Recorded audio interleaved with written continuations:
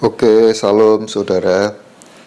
Ya, ini mumpung gereja tempat saya ibadah sedang libur, jadi saya di rumah. Saya ingin sharingkan sesuatu yang saya dapat hari ini. Sebelumnya mari kita berdoa dulu ya saudara semua. Bapa, kami bersyukur atas segala kasih, kebaikan dan kemurahan-Mu dalam hidup kami.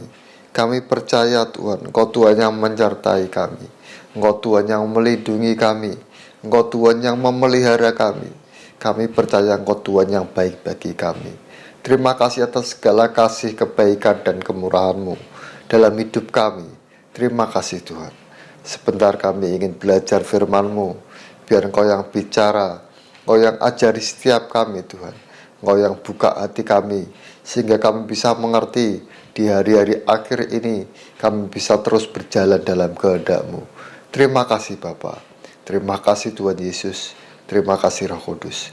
Demi nama Tuhan Yesus, kami sudah berdoa dan kami mengucap syukur. Haleluya. Amin. Amin. Puji Tuhan.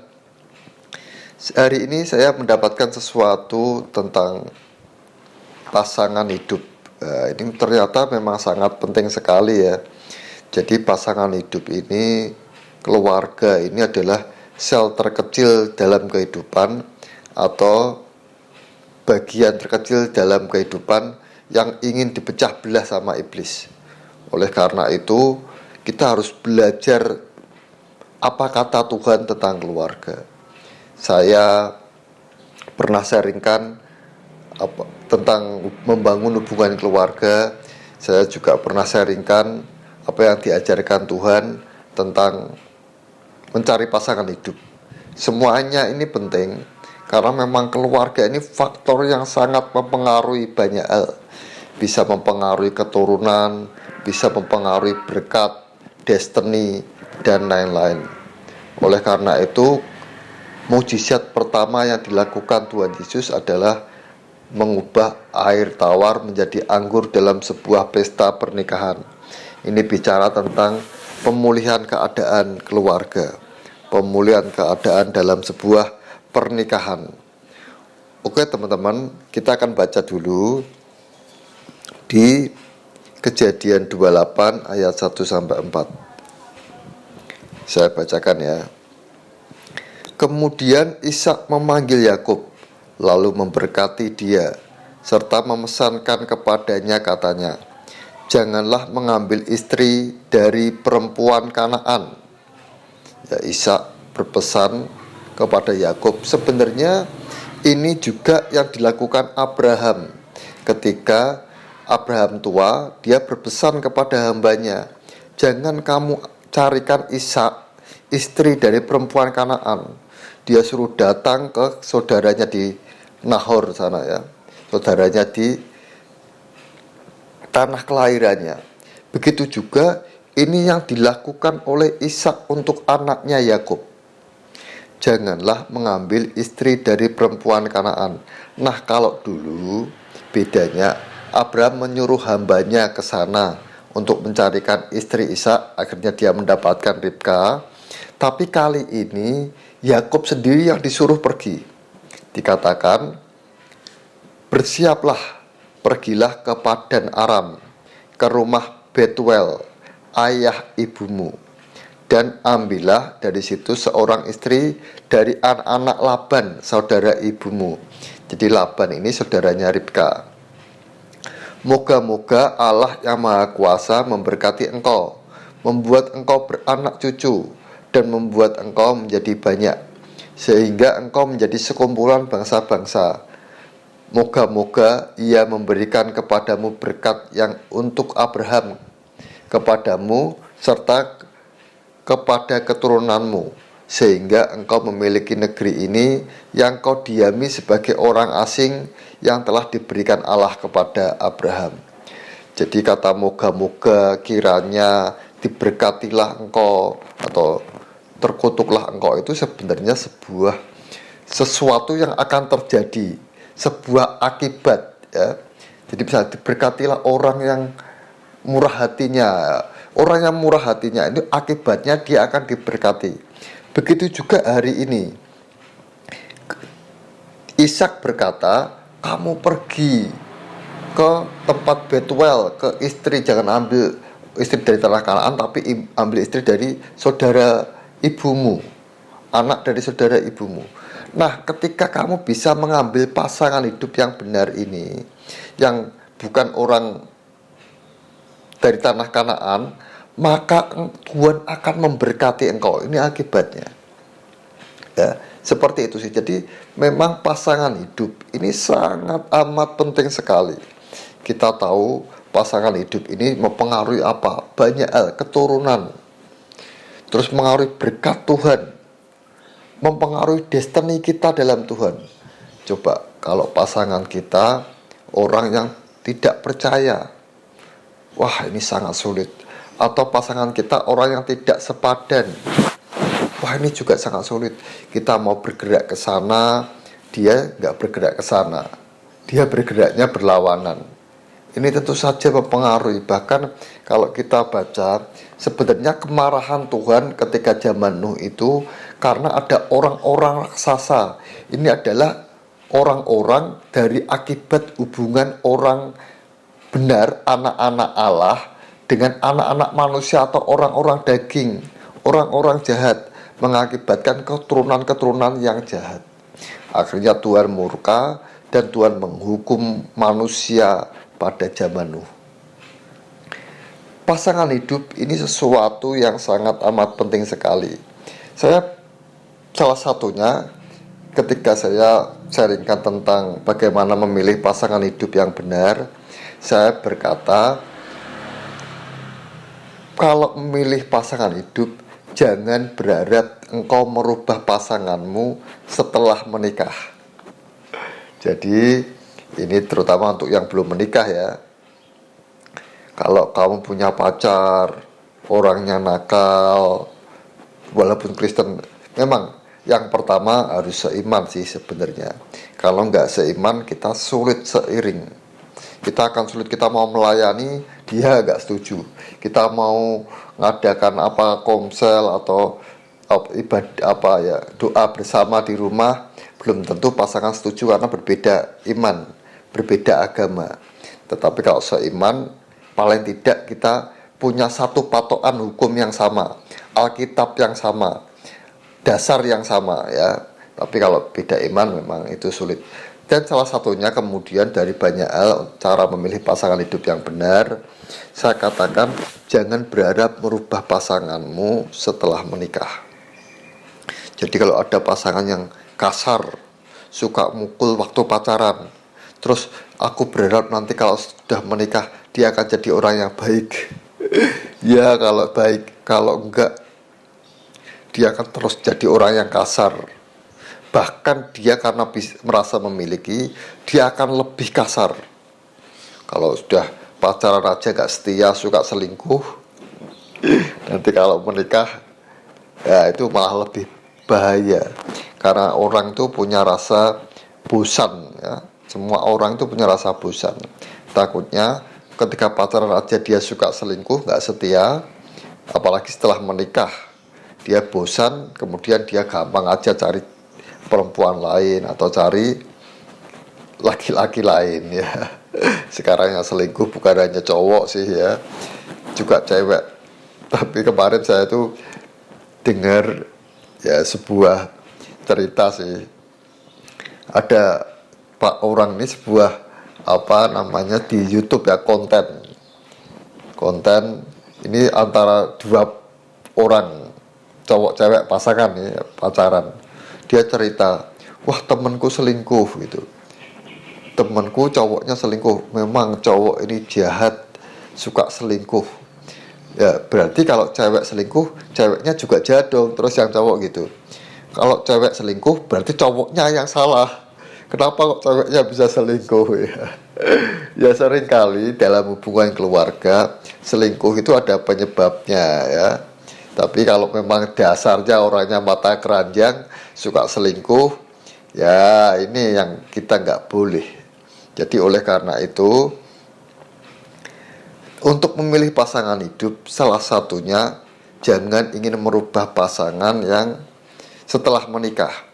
Jadi boleh nggak sebenarnya kita punya pasangan yang mantan orang nakal, mantan penjahat? Oh boleh, tetapi dia sudah bertobat dulu. Ingat Rahab atau siapa ya yang mantan orang nakal itu mereka bertobat dulu sehingga dia menikah dengan orang benar, kemudian lahirlah keturunan yang baik.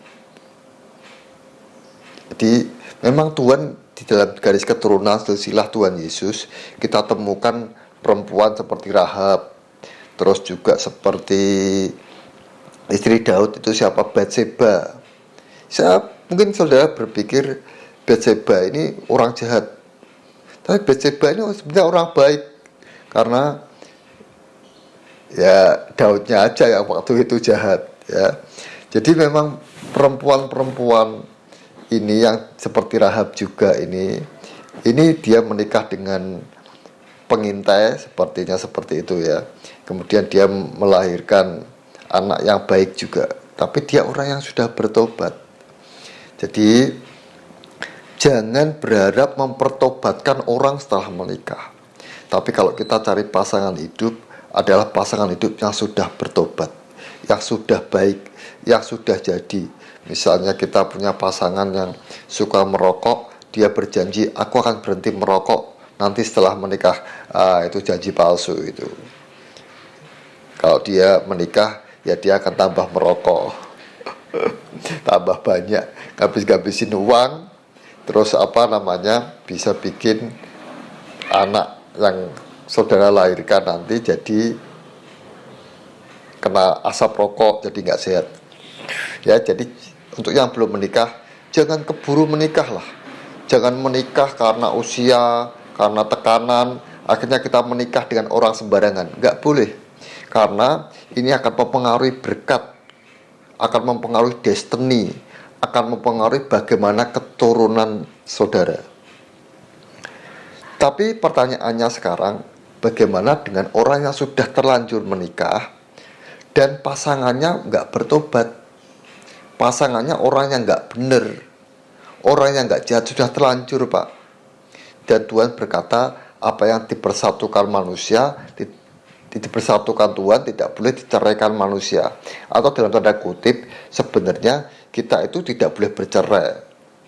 Lalu bagaimana cara kita hidup dalam Tuhan dengan pasangan yang ngeselin, yang jengkel yang jahat, yang mungkin suka selingkuh, yang mungkin kasar, yang mungkin masih ya nggak baik lah.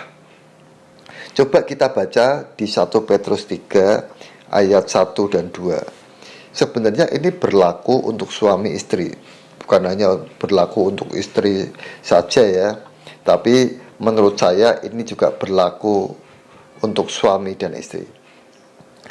Dikatakan 1 Petrus 3 ayat 1 dan 2, demikianlah juga kamu hai istri-istri, tunduklah kepada suamimu, supaya jika ada di antara mereka yang tidak taat kepada firman, mereka juga tanpa perkataan dimenangkan oleh kelakuan istrinya, jika mereka melihat bagaimana murni dan salehnya hidup istri mereka itu.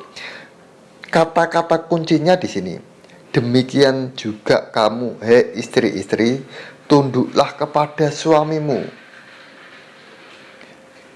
Kuncinya di situ sih. Kuncinya istri-istri harus tunduk kepada suami. Sebenarnya suami-suami harus mengasihi istrinya.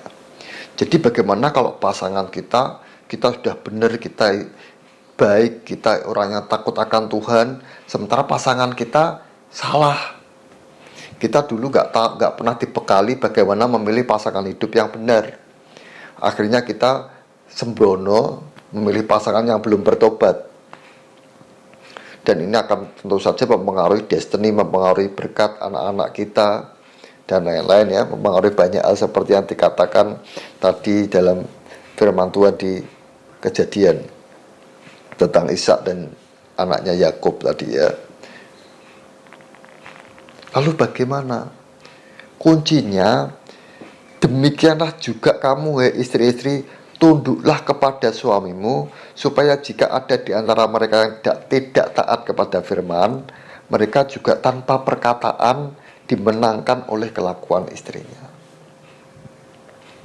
Jadi kuncinya ya tetap kita harus lakukan bagian kita. Istri harus tetap tunduk. Kalau suami punya istri yang ngeselin, jengkelin, tetap kasihi istrimu. Tetap harus seperti itu. Jadi begini, saya itu mantan penjahat. Dulu saya orang nakal. Salah satunya, saya itu pernah selingkuh. Nah, dalam perselingkuhan itu sebenarnya seringkali hati saya itu galau, nggak tenang. Ingin rasanya sebenarnya ini, saudara, ini sebenarnya untuk yang sudah menikah ya. Seenak-enaknya hubungan perselingkuhan itu tetap enak hubungan suami istri. Oleh karena itu sebenarnya perselingkuhan itu punya banyak faktor penyebab. Pasti punya banyak faktor penyebab. Jadi kedua belah pihak punya hal yang perlu diperbaiki. Itu menurut saya.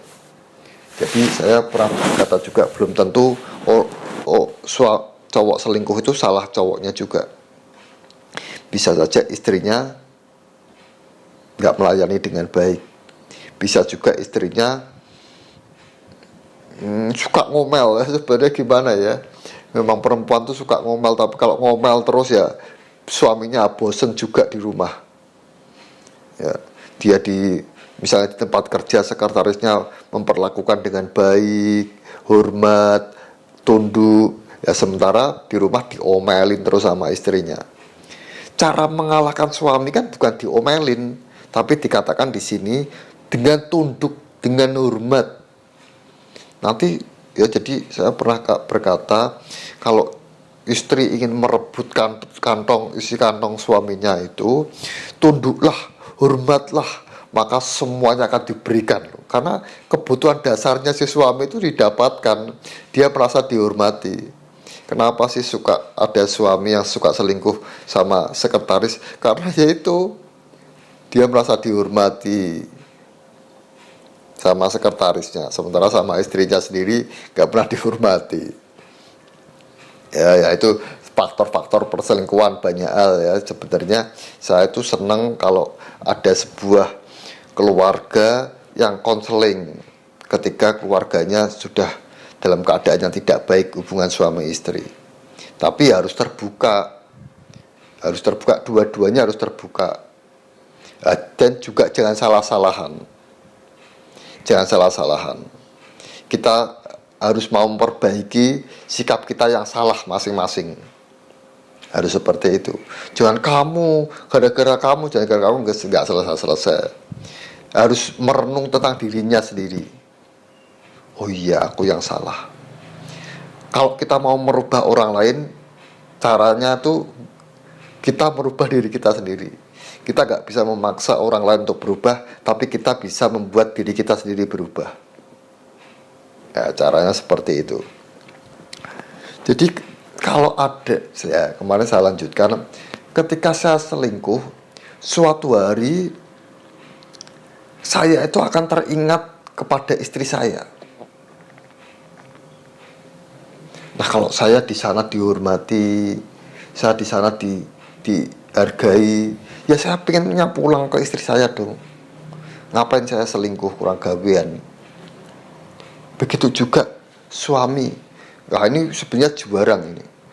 Kalau istri dikasihi, perempuan dikasihi itu, dia jarang selingkuh. Kecuali ya, tidak mungkin selingkuh. Kecuali memang pada waktu menikah, si perempuan ini nggak cinta sama suaminya. Jadi dia akan hidup seenaknya aja. Tapi bisa dikalahkan dengan apa? Dengan kasih. Perempuan itu kalau dikasih, diperhatikan, lama-lama tetap luluh. Ya, itu untuk suami-suami ya. Jadi bagaimana kalau pasangan orang yang tidak benar? Caranya kita lakukan bagian kita.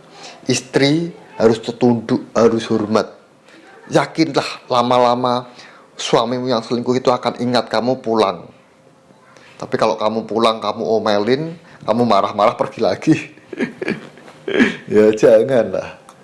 Ya, anak yang hilang itu ketika pulang ke rumah bapaknya, terus sama bapaknya diomelin, anak nakal kamu, menghabiskan uang foya-foya, pergi lagi, dia hilang lagi. Tapi ketika anak yang hilang ini pulang, disambut, wah puji Tuhan anakku pulang, dipulihkan kedudukannya, maka anak itu menjadi anak dari si bapak. Ya, kita semua juga pernah berbuat dosa, kesalahan dosa pasangan kita harus kita ampuni. Ketika dia pulang, terus kita pulihkan kedudukannya sebagai istri atau kedudukannya sebagai suami. Caranya seperti itu. Ya, saya berdoa sharing hari ini paling tidak sedikit mencerahkan kita. Untuk kita kalau mencari pasangan, ya mencari pasangan yang benar. Terus kalau misalnya punya pasangan yang saat ini mungkin baru khilaf, ya toh, kita doakan kita tetap baik, tetap bersikap baik, sebagai istri tetap tunduk dan hormat, sebagai suami tetap mengasihi. Pasti lama-lama dikatakan, supaya jika ada di antara mereka yang tidak taat kepada firman, mereka juga tanpa perkataan, tidak perlu diomeli kan, dimenangkan oleh kelakuan istrinya. Jika mereka melihat bagaimana murni dan salehnya hidup istri mereka itu. Oke, saya kira itu saja sharing saya hari ini. Ini mumpung bulan Februari, jadi mungkin Tuhan bicara tentang keluarga secara khusus, karena ini sudah akhir zaman juga kan. Kalau kita masih berkutat terus dengan keluarga, bagaimana kita bisa melakukan kehendak Tuhan? Ya memang taktik iblis itu memecah belah rumah tangga. Ya memang itu taktik iblis. Jadi jangan kaget kalau kita kok keluarga kita kadang ada yang seperti ini, pasangan kita seperti itu. Jangan kaget, karena memang kalau orang yang tidak kuat dalam Tuhan, biasanya dia dipakai Tuhan untuk menjadi batu sandungan. Jadi bisa saja istri yang jadi batu sandungan, suami yang jadi batu sandungan, gak masalah. Kita tetap doakan dan kita tetap lakukan yang baik kepada pasangan. Musuh kita bukan pasangan kita, musuh kita adalah iblis. Kita doa dalam roh, kita deklarasi, pasanganku baik, pasanganku cinta aku, pasanganku berubah, istriku baik, suamiku baik. Katakan seperti itu. Apa yang kita katakan di hadapan Tuhan, itu yang dilakukan. Itu akan mematahkan kuasa iblis. Doa, deklarasi tentang pasangan kita yang baik. Kemudian bagian kita juga lakukan. Tetap kasih istrimu, tetap tunduk dan hormati suamimu. Saya kira itu saja. Kalau saudara ingin lebih jelas atau ingin apa, konseling, sharing dengan saya tentang keluarga, boleh. Tapi kalau saya sih senangnya suami istri ya, bukan hanya istri saja. Nanti soalnya kalau satu orang, pasti satu orang itu mencari kebenarannya sendiri. Tapi kalau dua orang, paling enggak saya bisa tanya sesuatu. Saya tidak akan menjatuhkan salah satu, tidak akan. Saya akan lihat sisi kebenarannya. Dan saya percaya Tuhan itu sebenarnya ingin semua keluarga baik. Makanya dikatakan ini keluarga ini hal yang sangat penting. Tuhan aja melakukan mukjizat ketika belum waktunya melakukan mukjizat untuk merubah air tawar menjadi anggur. Itu artinya ini hal yang sangat penting. Keluarga itu sangat penting. Oke, saya akan berdoa secara khusus bagi saudara yang mungkin punya pasangan yang saat ini tidak baik, masih khilaf atau apa. Saya akan doakan saudara, pasangan yang tidak harmonis, saya juga akan doakan. Mari kita angkat tangan kita. Kami bersyukur Tuhan atas kasih dan kebaikan-Mu. Kami percaya Engkau Tuhan yang baik, Engkau Tuhan yang mengasihi kami, Engkau Tuhan yang menjaga keluarga kami Tuhan. Biarlah ini kami Tuhan, keluarga kami Kau pakai sebagai alat kemuliaan-Mu, sebagai alat kasih-Mu Tuhan. Biarlah keharmonisan, damai sejahtera, dan kasih-Mu ada dalam keluarga kami. Terima kasih Bapa, kami secara khusus berdoa bagi pasangan-pasangan yang saat ini sedang khilaf, sedang melakukan hal tidak baik, dalam nama Tuhan Yesus, Engkau tarik kembali Tuhan. Dalam nama Tuhan Yesus, Kau bawa pulang kembali Tuhan. Dalam nama Tuhan Yesus, Kau ubahkan menjadi orang yang baik, orang yang benar, orang yang takut akan Engkau, orang yang mengasihi keluarganya, orang yang menghormati suaminya, orang yang mencintai istri-istrinya Tuhan.